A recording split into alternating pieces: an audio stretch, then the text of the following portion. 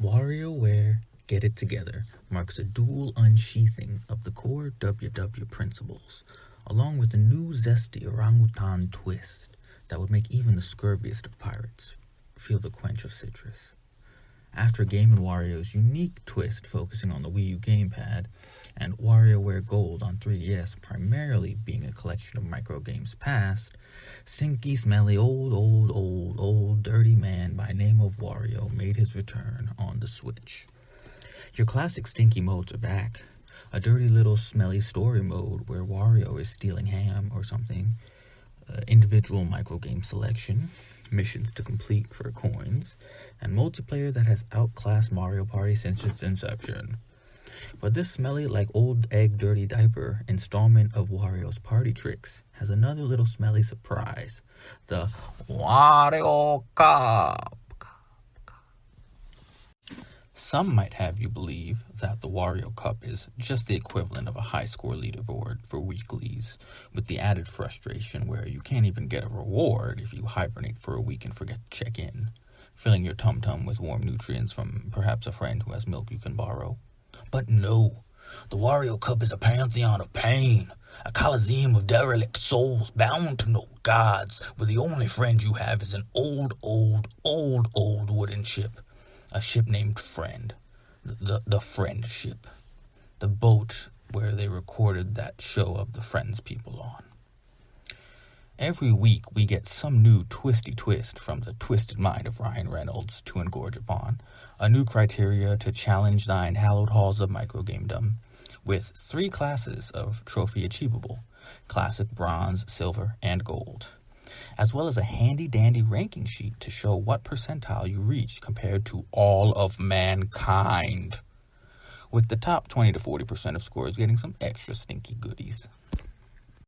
But how exactly can one achieve that coveted gold every time? What are these elusive, stinky, smelly like old cat that fall in garbage then got sprained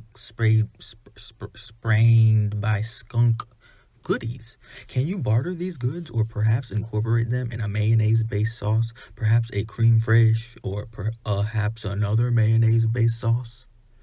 Well, lucky you sapling of life, you birdling of the clouds, you little shrimp scampi of success. You clicked on this video, and now you too can learn the ancientest of most ancient genjutsus, how to get gold in every Wario Cup. I'll start off with a bit of my own experience. While I may have overslept a couple weeks due to a combination of expired quaaludes and granular shuffling, I completed the majority of these challenges the week of, ultimately completing every Wario Cup so far with Wario Gold. And quite a few in the top 5 to 10% if I don't say so myself. I've also completed pretty much all the single-player content and missions in the game, so by this time I've experienced every level of every micro game. I've also played every WarioWare title, including the 1999 hidden release, WarioWare Fiesta of Nudity. So you can trust me, don't worry, I'll make sure this baby comes back in one piece. Vroom, vroom. Step 1. Assess the challenge. The first step is pretty simple, but always important to keep in mind nonetheless. The goal here is straightforward. Do whatever you gotta do to reach that threshold of gold. However, there are a couple of fundamental ways to categorize these cups in terms of what you're actually doing to get the gold. First, determine whether you are going for a high score or the fastest time.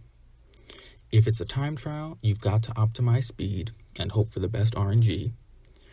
With a high score, you just need to complete the game at any cost, so that opens you up to whatever technique works best for you.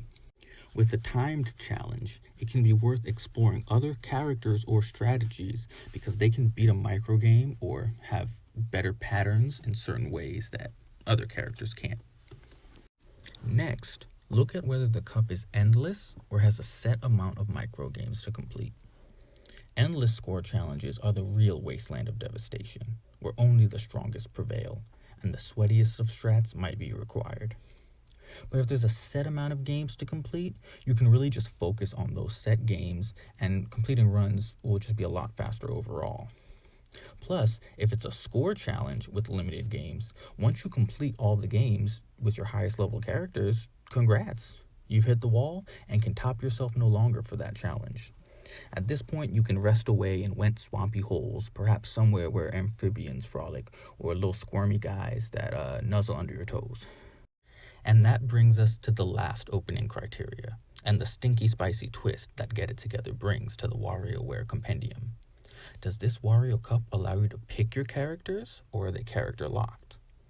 In this game, your character choice can greatly affect how you play a microgame. Each of the playable characters has a different movement style, along with an action of some kind for button presses. This ranges from fairly normal characters like Wario and Ashley, who go wherever you control the stick and have a dash attack or a projectile respectively, to the more obtuse characters like 9-Volt, constantly moving with your only control going towards well-timed button presses of his yo-yo, or Penny, who travels through propulsion of her water pack, essentially going in reverse of where you aim.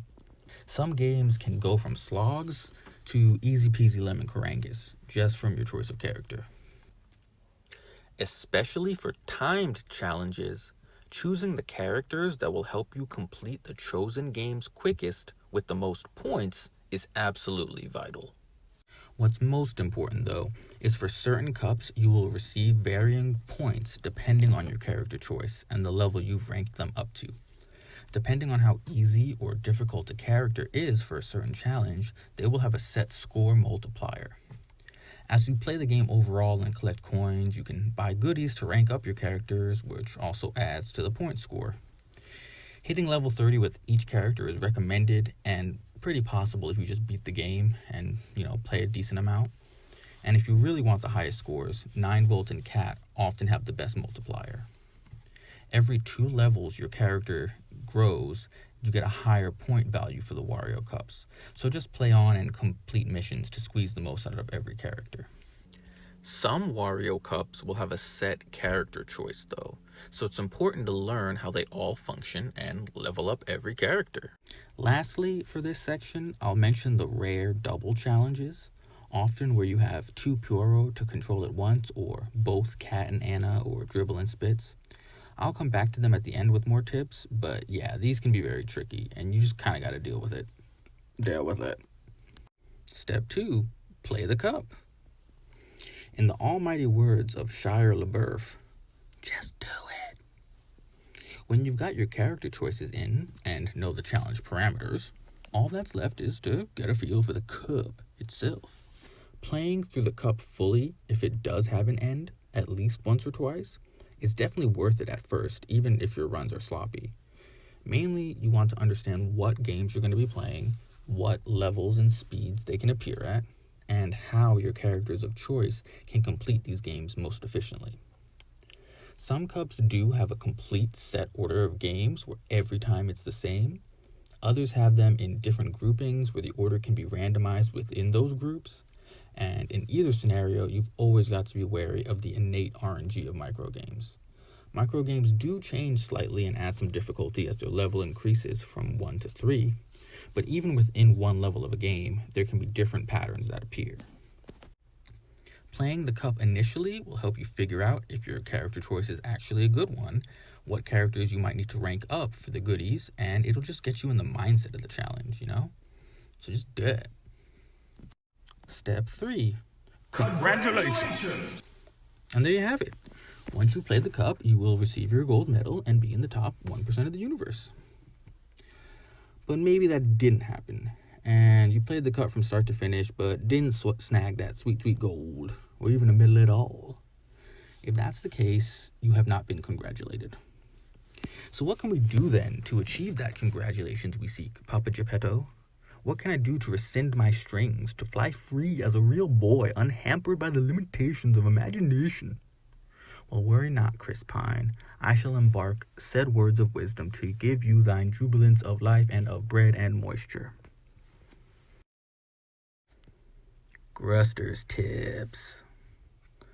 Gruster says, always win every game. It seems obvious, but in a time challenge or one with a set amount of games, you gotta win them all, brah.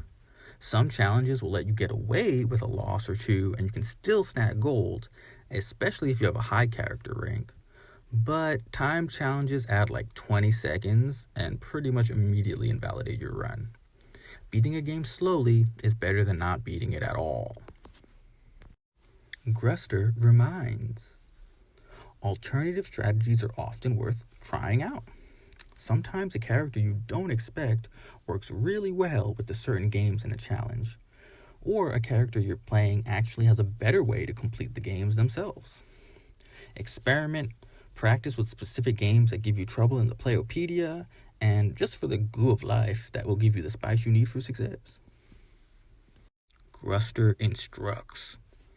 Make sure to take the time and thank each character individually. Shake their virtual hands. Head to a ball game, or perhaps one of those places where you can just throw knives at a wall. At the end of the day, the seed of Xanthor can only be planted if you perform the ritual of Gualbo, specifically Tome 7 through 33. Please do not, I repeat, do not use Tome 34. Tomes 1 through 6 are fine, they're just kind of shitty. Gruster listens. Listen to your body. It can tell you things. Use that listening to listen to the start of each microgame. Hearing comes first in regards to reaction time, and all microgames will start with the patented "do this!" exclamation point to give you a little instruction in the midst of a frantic fray. Paying attention to the announcement and start of a game is key, so you can instantly know what you're up against and what you should be doing with your character. Should I be mashing attack, holding in a certain direction, purposefully doing nothing in way to further commands? The difference between silver and gold can be just one game, so having that awareness so you're ready to jump in immediately is key. Gruster's doubles. In my experience, these are some of the hardest challenges because it feels counterintuitive at times. There are a few moments where it clicks perfectly and it's like a harmonious press of buttons into your game completion. But most of the time, focus on using just one of your two characters and minimizing the other's involvement when you can. Practicing the games in Playopedia with just one character can also help you get a better feel for when you try and do it with both.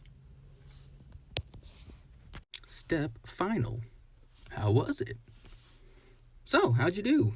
Have you struck gold yet like an old Ebenezer or perhaps Ichabod from the days of yore? You can try using any spells if you know them. That might help. I almost forgot about spells. But otherwise, I hope these tips can do you well in your journey to WarioWare Gold. Feel free to leave a like, subscribe, and comment below with what characters you like to use in WarioWare. Until next time, keep it gooey. I've got pubes, I've got pubes. Rib dibbling while I'm crumbling and I'm wrangling my drain. I've got pubes, I've got pubes. Round the hill with a train and a rain and a rain and a pain and a rain gold train. I've got pubes,